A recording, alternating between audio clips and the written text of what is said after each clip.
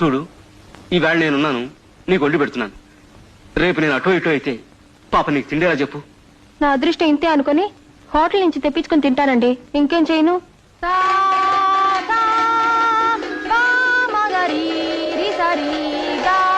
అయ్యా మాదా కూడా తండ్రి.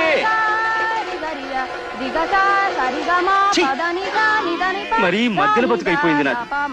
ఒకవైపు నాకు వంట చేసి పెట్టిన ఆడది, ఇంకోవైపు నా వంట మాత్రమే అడుపు తినే మగాడు. వస్తున్నా నాయనా. చూడు, ఈవేళ నేనున్నాను, నీకు వండి పెడుతున్నాను. రేపు నేను అటో ఇటో అయితే పాప నీకు తిండేలా చెప్పు.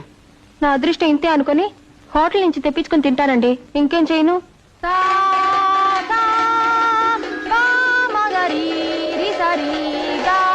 అయ్యా మాదా కూడా తండ్రి.